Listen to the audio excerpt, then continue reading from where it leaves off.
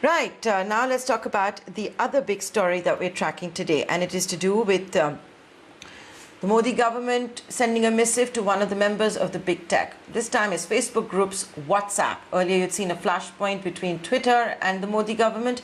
Now it's with WhatsApp, which was sent a notice dated 18th of May to do over its highly contentious privacy policy, with sources in the government telling us once again WhatsApp has been told to withdraw its privacy policy and given 7 days time to respond to the notice. If the response is not satisfactory, the government says it will be free to take action in consonance with the law. What the government, we believe, has written in this letter, according to sources, is that merely by deferring the privacy policy beyond May 15, as WhatsApp has done here and informed the Delhi High Court, it does not mean that WhatsApp is absolved from respecting the values of informational privacy, data security, and user choice for Indian users. It then goes on to say, and I quote a section from the letter now, "As you are doubtlessly aware, many Indian citizens depend on WhatsApp to communicate in everyday life. It is not just problematic, but also irresponsible for WhatsApp to leverage this position to impose unfair terms and conditions on Indian users, particularly those that discriminate against Indian users vis-a-vis users in Europe." WhatsApp has now responded to this, and this is attributable to a WhatsApp spokesperson who says no accounts were deleted on May 15th because of this update, and no one in India lost functionality of WhatsApp either. We will follow up with reminders to people over the next several weeks. We are grateful for the important role WhatsApp plays in people's lives in India. Now, this matter is, of course, also being heard by the Delhi High Court. It is in the midst of that matter that the government has sent this missive to WhatsApp. WhatsApp has been quite categorical in its statements before the court, which is no one is being forced to use its app. If people don't want to use the app based on the terms and conditions it is saying, they're free to move to other apps. It's a conversation that will continue, I would imagine, between the two sides, the privacy policy being pushed back by several countries. Here, India is not alone. Before WhatsApp came out with its statement, I had interviewed Apar Gupta, who is, of course, a senior lawyer at the Supreme Court and the co-founder of the Internet Freedom Foundation. Here's that interview. I would like to say that this interview was recorded before WhatsApp issued its statement. I think this is a step which needs to be followed with a greater level of regular output by the IT ministry. I'm not sure under which provisions of law this letter has been sent, but I'm broadly supportive of it. This emerges from two specific cases which are already pending in the Supreme Court and at the CCI level right now, which has also indicated that these changes to the privacy policy would be harmful to end users of WhatsApp in India. So, you know, what we do know is that in this letter, what has been written to WhatsApp is, as you are doubtlessly aware, many Indian citizens depend on WhatsApp to communicate in everyday life. If it is not just problematic, but also irresponsible for WhatsApp to leverage this position to impose unfair terms and conditions on Indian users, particularly those that discriminate against Indian users vis-a-vis the users in Europe, unquote. So besides what might be in law as far as the IT Act goes, something I would be wanting to talk to you about, here the government seems to also be making a case of a dominant player misusing its dominant position.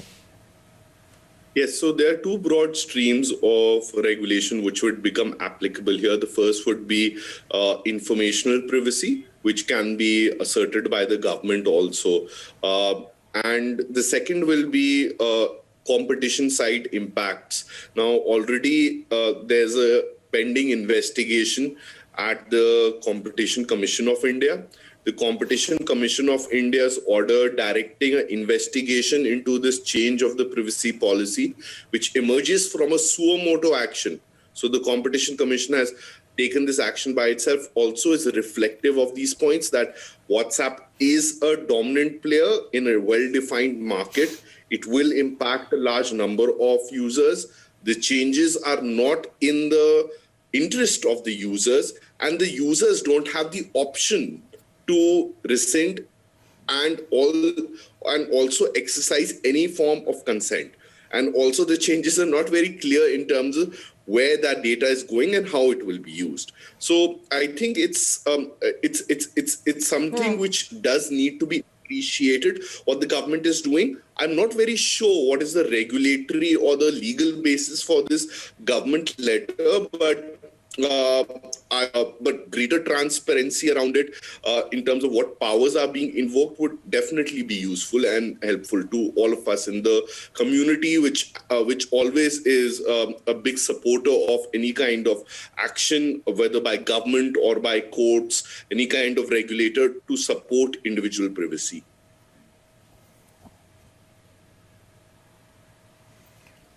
So, but there has been a global pushback when it comes to WhatsApp's new privacy policy. You've seen several sovereigns doing that. In fact, India is also talking about how WhatsApp is discriminating when it comes to the freedom of choice being given to the European users as well as the Indian users.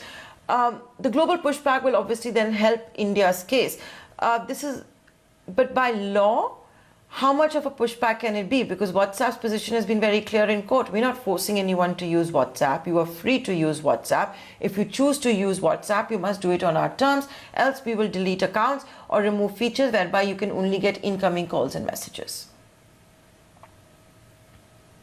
So the response by WhatsApp to this is fairly disingenuous. And while the Internet Freedom Foundation is a litigant in the Supreme Court and has made these arguments repetitively, the disclosure by WhatsApp as to, number one, as to the practices it's following in markets outside Europe are fairly disturbing. For instance, these are the same practices it's adopting in Brazil, in India, which have a very large user base. This has been actually noted by the Competition Commission of India, that WhatsApp's argument essentially is that we are giving an option, you take it or you leave it, and you can leave it actually.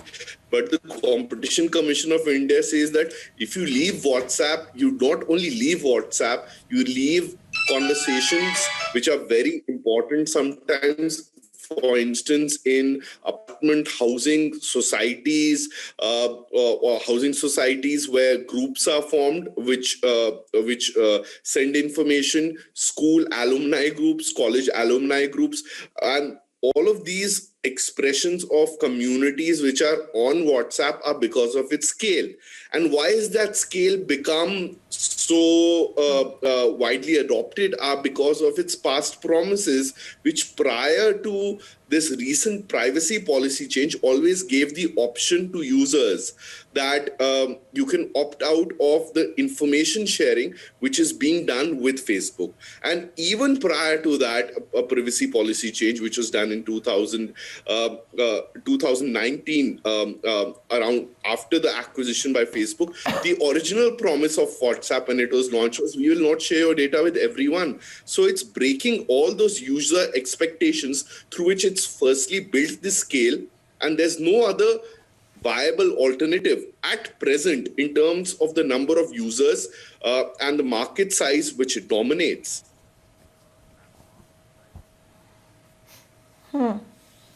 So, I take all of these points. Now, as per law, what we are being told by our sources in the government is that in this communication dated 18th of May, the government has once again reiterated and pointed out how the proposed privacy policy is not fully in compliance with provisions of Indian law.